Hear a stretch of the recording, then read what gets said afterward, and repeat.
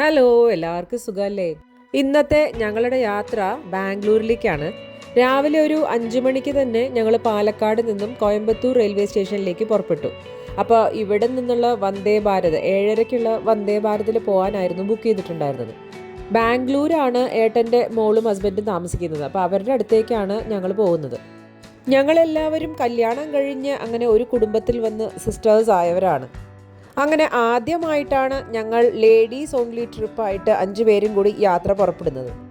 ബാംഗ്ലൂരിലേക്കുള്ള ഈ വന്ദേ ഭാരത് കോയമ്പത്തൂരിൽ നിന്നാണ് സ്റ്റാർട്ട് ചെയ്യുന്നത്. അതുകൊണ്ട് ട്രെയിൻ ഓൾറെഡി സ്റ്റേഷനിൽ ഉണ്ടായിരുന്നു. ഞങ്ങൾ പോയപ്പോൾ ആളുകളൊക്കെ വന്ന് തുടങ്ങുന്നേ ഉണ്ടായിരുന്നുള്ളൂ. അപ്പോൾ ബാഗൊക്കെ വെച്ച് ഞങ്ങൾ സെറ്റിലാവുമ്പോഴേക്കും ഇതാ തമിഴ് ന്യൂസ് പേപ്പർ എത്തിക്കഴിഞ്ഞു. ഈ ഒരു കോച്ചിൻ്റെ സെൻറ്റർ സീറ്റായിരുന്നു ഞങ്ങൾക്ക് കിട്ടിയിട്ടുണ്ടായിരുന്നത്.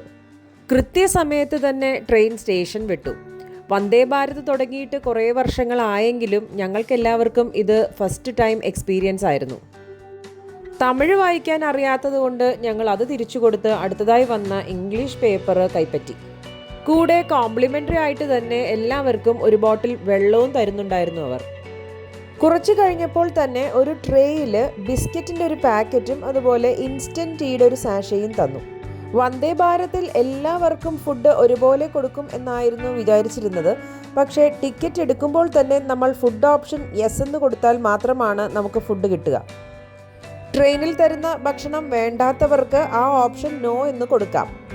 അപ്പോൾ ടിക്കറ്റിൽ ചെറിയൊരു റേറ്റ് വ്യത്യാസം ഉണ്ടാവും. ഇതിൽ കാണുന്ന QR കോഡിൽ സ്കാൻ ചെയ്യുകയാണെങ്കിൽ നമുക്ക് ബ്രേക്ക്ഫാസ്റ്റും ലഞ്ചിനും ഉള്ള മെനു എന്താണെന്ന് അറിയാൻ കഴിയും.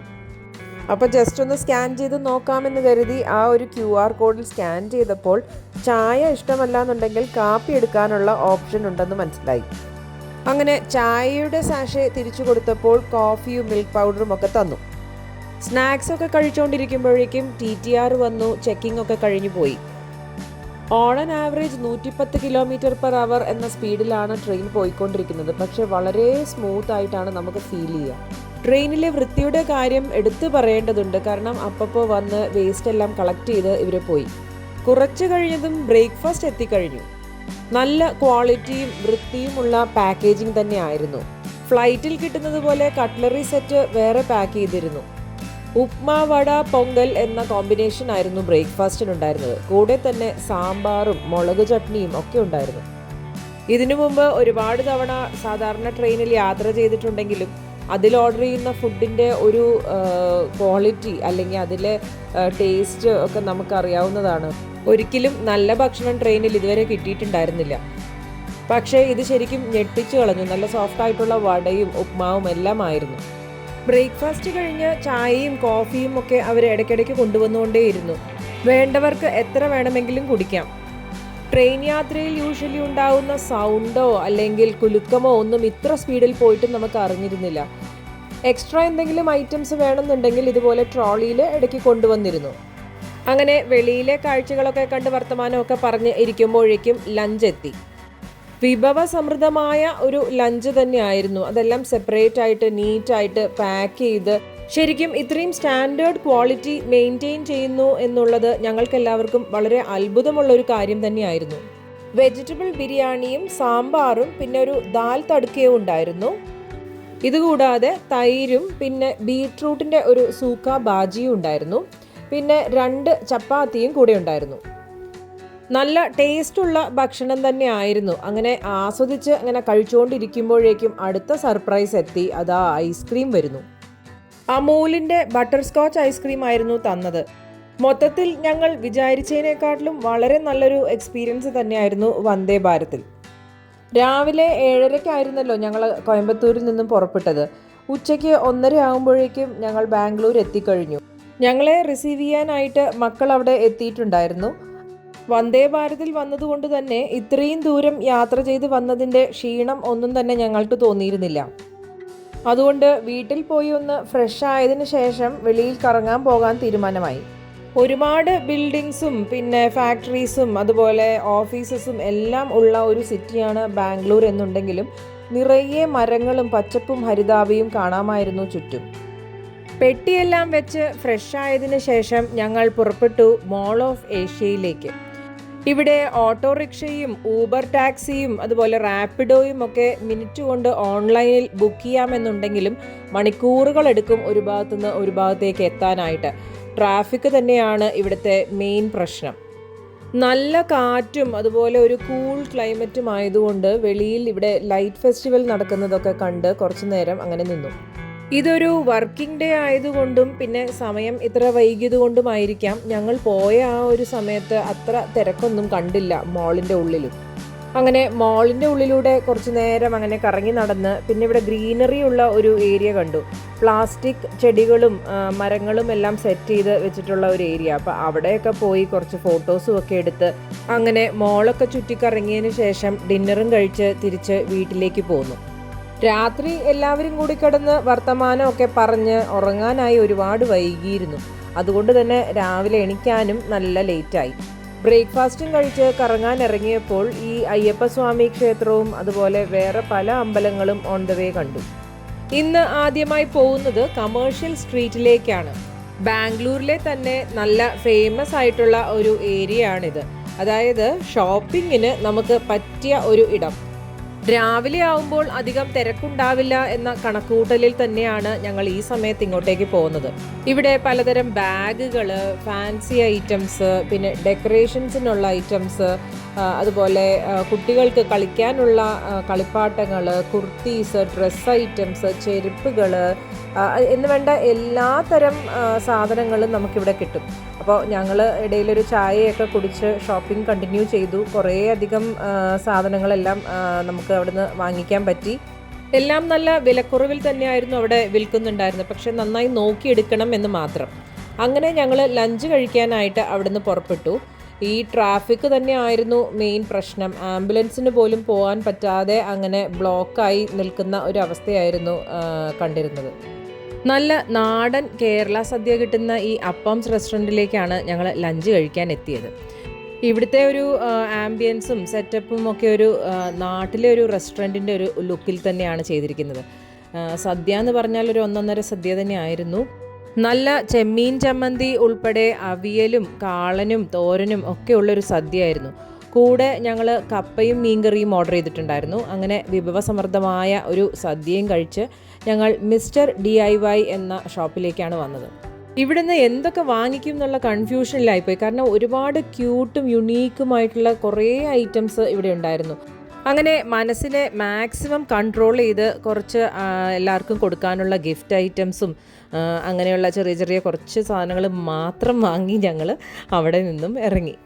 അവിടുത്തെ പല ക്യൂട്ട് ഐറ്റംസും വേണ്ട വെച്ച സങ്കടത്തിൽ ഞങ്ങളൊരു ചായ കുടിക്കാനായിട്ട് ഈ തലശ്ശേരി റെസ്റ്റോറൻറ്റിലേക്ക് വന്നു. അങ്ങനെ ചായയും സ്നാക്സും ജ്യൂസും എല്ലാം കുടിച്ചതിന് ശേഷം തിരിച്ച് വീട്ടിലെത്തി കുറച്ചു നേരം റിലാക്സ് ചെയ്തിരുന്നു. ഇതാണ് മക്കൾ വളർത്തുന്ന ജിഞ്ചർ ക്യാറ്റ് നിയോ. ഇവൾക്ക് ഞങ്ങൾ വന്നത് ആദ്യം ഇഷ്ടപ്പെട്ടില്ലായിരുന്നു. പിന്നെ എല്ലാവരുമായി നല്ലോണം ഇണങ്ങി. അങ്ങനെ കുറച്ച് സമയം അവളുടെ കൂടെ കളിച്ച് റെസ്റ്റൊക്കെ എടുത്തതിന് ശേഷം ഞങ്ങൾ ഭാരതീയ മോളിലേക്ക് വന്നു. ഇവിടുത്തെ ഒരു ആംബിയൻസ് എന്ന് പറഞ്ഞാൽ നല്ല ഓപ്പൺ ആയിട്ടുള്ള സ്പേസസ് ഉള്ള ഔട്ട്ഡോർസ് ആണ്. ഇതൊരു പെറ്റ് ഫ്രണ്ട്ലി ആയിട്ടുള്ള ഒരു മോള് കൂടിയാണ്. ഒരുപാട് ഡോഗ്സിനെയും കൊണ്ട് ആളുകൾ ഇവിടെ വാക്കിങ്ങിനൊക്കെ വന്നിട്ടുണ്ടായിരുന്നു. ചെറുതായിട്ട് ഇവിടെ കുറച്ച് ഗെയിംസിൻ്റെ സെറ്റപ്പുകളും അതുപോലെ കുറേ എക്സിബിഷൻ സ്റ്റോളുകൾ ഇവിടെ കണ്ടു. പലതരം എക്സിബിഷൻ കം സെയിൽ ഇവിടെ ഇടയ്ക്കിടയ്ക്ക് നടക്കാറുണ്ടത്രേ. അപ്പം ഞങ്ങൾ അവിടെ കുറേ നേരം സ്പെൻഡ് ചെയ്ത് അങ്ങനെ ഡിന്നറും കഴിഞ്ഞ് വീട്ടിലേക്ക് പോന്നു. നെക്സ്റ്റ് ഡേ മോർണിംഗ് ഞങ്ങൾ ഫ്രഷപ്പ് ആയതിനു ശേഷം ഈ ത്രയം എന്ന് പറയുന്ന വെജിറ്റേറിയൻ റെസ്റ്റോറൻറ്റിലേക്കാണ് ബ്രേക്ക്ഫാസ്റ്റ് കഴിക്കാനായിട്ട് വന്നത്. നമ്മുടെ നാട്ടിലെ സോഷ്യൽ കിച്ചൺ പോലെ സെൽഫ് സർവീസ് ഉള്ള ഒരു ഏരിയയും ഉണ്ട്. പിന്നെ ഉള്ളിൽ പ്രോപ്പർ റെസ്റ്റോറൻറ്റ് ഏരിയയും ഉണ്ടായിരുന്നു. ഗീ റോസ്റ്റും മൈസൂർ മസാല ദോശയും ദഹിവടയും എല്ലാം ചേർന്ന് ഞങ്ങൾ നല്ലൊരു ബ്രേക്ക്ഫാസ്റ്റും കഴിച്ച് അങ്ങനെ നേരെ വിധാൻ സൗദയിലേക്കാണ് പോയത്. കർണാടക സ്റ്റേറ്റ് ഗവൺമെൻറ്റിൻ്റെ എല്ലാ ഓഫീസുകളും പ്രവർത്തിക്കുന്നത് ഈ വിധാൻ സൗദയിലാണ്. പക്ഷേ ഇതിനകത്തേക്ക് കയറാനായിട്ട് നമ്മൾ പ്രീ ബുക്കിംഗ് ചെയ്യണമായിരുന്നു. ഇതിൻ്റെ ഉള്ളിലൊക്കെ കയറി ചുറ്റിക്കറങ്ങി കാണാനായിട്ടുള്ള എൻട്രൻസ് ഫീസ് 50 റുപ്പീസ് മാത്രമാണ് പെർ പേഴ്സൺ. അതും നമുക്ക് ഒരു ഗൈഡഡ് ടൂറായിട്ടാണ് തരുന്നത്. ഇവിടുത്തെ ഒരു ഗവൺമെൻറ് ഒഫീഷ്യൽ, അതായത് ഒരു ലൈസൻസ്ഡ് ഗൈഡ് നമ്മുടെ കൂടെ വന്ന് ഇതിൻ്റെ ആർക്കിടെക്ചറൽ ഡീറ്റെയിൽസും കാര്യങ്ങളും എല്ലാം എക്സ്പ്ലെയിൻ ചെയ്ത് തരും. പക്ഷേ 1.5 മണിക്കൂർ നീണ്ടു നിൽക്കുന്ന ഗൈഡഡ് ടൂറാണെന്ന് പറഞ്ഞപ്പോൾ ഞങ്ങൾ പിന്നെ അത് വേണ്ടാന്ന് വെച്ചു. ഇതിൻ്റെ നേരെ എതിർവശത്തുള്ള റോഡ് സൈഡിൽ വന്ന് നിന്ന് ഫോട്ടോസും വീഡിയോസും ഒക്കെ എടുത്തതിന് ശേഷം ഞങ്ങൾ അടുത്ത് തന്നെയുള്ള കബൺ പാർക്കിലേക്ക് പോകാനായി തീരുമാനിച്ചു. ബാംഗ്ലൂരിൻ്റെ ഒരു ഹൃദയഭാഗത്ത് തന്നെ സ്ഥിതി ചെയ്യുന്ന ഒരു പാർക്കാണ് ഈ കബൺ പാർക്ക്. ഈ ഹൈക്കോർട്ടിൻ്റെ ഒക്കെ ഈ ബിൽഡിങ് ഇവിടെ കാണാം. ഇതിൻ്റെ തൊട്ടടുത്തായിട്ടാണ് കബൺ പാർക്കിൻ്റെ ഈ മെയിൻ എൻട്രൻസ് ഉള്ളത്. ബ്രിട്ടീഷുകാരുടെ കാലത്ത് തന്നെ സ്ഥാപിച്ചിരുന്ന ഒരു പാർക്കാണ് ഈ കബൺ പാർക്ക്. ഇതിന് ഏകദേശം 300 ഏക്കറോളം വിസ്തൃതിയുണ്ട്. ബാംഗ്ലൂർ സിറ്റിയുടെ ആ ഒരു തിരക്കും അതുപോലെ പൊല്യൂഷനും ഒന്നും ബാധിക്കാത്ത ഇത്രയും പീസ്ഫുള്ളും ഗ്രീനറിയുമായിട്ടുള്ള ഒരു സ്ഥലം ഈ സിറ്റിയുടെ നടുക്ക് തന്നെ ഇങ്ങനെ മെയിൻറ്റെയിൻ ചെയ്യുന്നു എന്നുള്ളത് ഒരു വളരെ എന്താ പറയുക അത്ഭുതമുള്ള കാര്യം തന്നെയാണ്. ആളുകൾ ഇവിടെ വന്ന് സ്കേറ്റിങ്ങും ജോഗിങ്ങും സൈക്ലിങ്ങും ഒക്കെ ചെയ്യുന്നുണ്ടെങ്കിലും ഇവിടുത്തെ ഒരു ഹൈലൈറ്റ് എന്ന് പറയുന്നത് ഈ ഒരു ഡോഗ് പാർക്കാണ്. സൺഡേ ആയതുകൊണ്ട് തന്നെ ഒരുപാട് പെറ്റ് പേരൻസ് അവരുടെ ഡോഗ്സിനെയും കൊണ്ട് ഈ ഒരു ഏരിയയിൽ, അതായത് ഡോഗ് പാർക്കായിട്ടൊരു സെപ്പറേറ്റ് എൻക്ലോഷർ തന്നെ ഉണ്ടായിരുന്നു. അവിടെ ഒരുപാട് തരം ഡോഗ്സിനെയും കൊണ്ട് ആൾക്കാർ എല്ലാ സൺഡേയും മീറ്റ് ചെയ്യുന്നുണ്ട് എന്ന് പറഞ്ഞു. അതുകൊണ്ട് ഞങ്ങൾ ഇങ്ങോട്ടേക്ക് വരാനായിട്ട് ഭയങ്കര എക്സൈറ്റഡ് ആയിരുന്നു. ഇതുപോലെ ഒരു കോൺസെപ്റ്റ് നമ്മുടെ നാടുകളിലൊന്നും ഉള്ളതായിട്ട് കേട്ടിട്ടില്ല. ഇവിടെ എല്ലാ വീടുകളിലും ഒരു പൂച്ച അല്ലെങ്കിൽ ഒരു പട്ടിക്കുട്ടിയെ വളർത്തുക എന്നുള്ളത് എല്ലാവരുടെയും ഒരു സ്ട്രെസ് ബസ്റ്റർ ആയിട്ടാണ് കാണുന്നത്. ഈ തിരക്കേറിയ ബാംഗ്ലൂർ സിറ്റി ലൈഫിൻ്റെ ഇടയിലും ജോലിക്ക് പോകുന്നവരാണ് എല്ലാവരും ഇവിടെ. അങ്ങനെ ജോലി കഴിഞ്ഞ് വീട്ടിലേക്ക് എത്തിക്കഴിഞ്ഞാൽ റിലാക്സ് ആവാനായിട്ട് പെറ്റ്സുമായിട്ട് കുറേ ടൈം സ്പെൻഡ് ചെയ്യുക. അതുപോലെ വീക്കെൻഡ്സും ഇതുപോലെയുള്ള ഗെറ്റ് ടുഗെദേഴ്സ് എല്ലാം ഓർഗനൈസ് ചെയ്തിട്ട് പെറ്റ് പേരൻസ് അങ്ങോട്ടും ഇങ്ങോട്ടും മീറ്റപ്പ് ചെയ്യുക എന്നുള്ളതെല്ലാം വളരെ കൗതുകമേറിയ കാര്യങ്ങളായിരുന്നു. ഈ പബ്ലിക് ലൈബ്രറിയുടെ ഇപ്പുറത്തെ സൈഡ് വന്നപ്പോഴേക്കും ഇവിടെ കുറേ പേര് ഇരുന്ന് പെയിൻറ്റിങ് ചെയ്യുന്നത് കണ്ടു. ഇവരെല്ലാവരും ഓൺ ദ സ്പോട്ട് ചെയ്യുന്ന ഒബ്സർവേഷണൽ പെയിൻറ്റിങ്സ് ആയിരുന്നു കൂടുതലും. അങ്ങനെ ഇതെല്ലാം കണ്ട് കുറച്ച് മുന്നോട്ടേക്ക് വന്നപ്പോഴേക്കും ഞങ്ങൾ അവിടെ ഒരു പാമ്പ് ചത്ത് കിടക്കുന്നത് കണ്ടു. ഇവിടം കംപ്ലീറ്റ്ലി ഒരു നാച്ചുറൽ ലാൻഡ്സ്കേപ്പിംഗ് ആയതുകൊണ്ട് തന്നെ ഇങ്ങനെയുള്ള പ്രിക്കോഷണറി ബോർഡ്സ് എല്ലാം അവിടെ ഇവിടെ എല്ലാം വെച്ചിട്ടുണ്ടായിരുന്നു. ഞങ്ങളുടെ ഒഫീഷ്യൽ വീഡിയോഗ്രാഫേഴ്സ് ഞങ്ങൾക്ക് വേണ്ടി കുറേ റീൽസും ഫോട്ടോസും ഒക്കെ എടുത്തു തന്ന് അങ്ങനെ ഞങ്ങൾ അവിടെ നിന്നും പുറപ്പെട്ടു. ഇവിടെ അടുത്തുള്ള ഡിമാർട്ട് സൂപ്പർ മാർക്കറ്റിലും കൂടെ കയറി കുറച്ചുകൂടെ ഷോപ്പിംഗ് ചെയ്തതിന് ശേഷം ഞങ്ങൾ നേരെ വീട്ടിലേക്ക് പോയി. അവിടെ മേഘ്ന ഫുഡ്സ് എന്നുള്ള ബിരിയാണി ഓർഡർ ചെയ്ത് വരുത്തിയിട്ടുണ്ടായിരുന്നു. ബാംഗ്ലൂർ വന്നിട്ട് മേഘ്ന ഹൈദരാബാദി ബിരിയാണി കഴിക്കാണ്ട് പോകുന്നത് ശരിയല്ലല്ലോ. അടിപൊളി ഓത്തൻറ്റിക് ഹൈദരാബാദി ബിരിയാണി ടേസ്റ്റ് തന്നെ ആയിരുന്നു അത്. ഞങ്ങൾ അതും കഴിച്ചതിന് ശേഷം നേരെ റെയിൽവേ സ്റ്റേഷനിലേക്ക് പുറപ്പെട്ടു. 3 ദിവസം വളരെ പെട്ടെന്ന് പോയതുപോലെ ഉണ്ടായിരുന്നു ഞങ്ങൾക്ക്. ഇനിയും പോകാനും കാണാനും ഒരുപാട് സ്ഥലങ്ങൾ ബാക്കി വെച്ചിട്ടാണ് ഞങ്ങൾ ബാംഗ്ലൂരിൽ നിന്നും വീട്ടിലേക്ക് മടങ്ങുന്നത്. ഉടനെ തന്നെ വീണ്ടും ഒരു ട്രിപ്പ് ബാംഗ്ലൂരിലേക്ക് വരാം എന്ന് മക്കൾക്ക് ഉറപ്പ് കൊടുത്തിട്ട് ഞങ്ങൾ അവിടെ നിന്നും മടങ്ങി.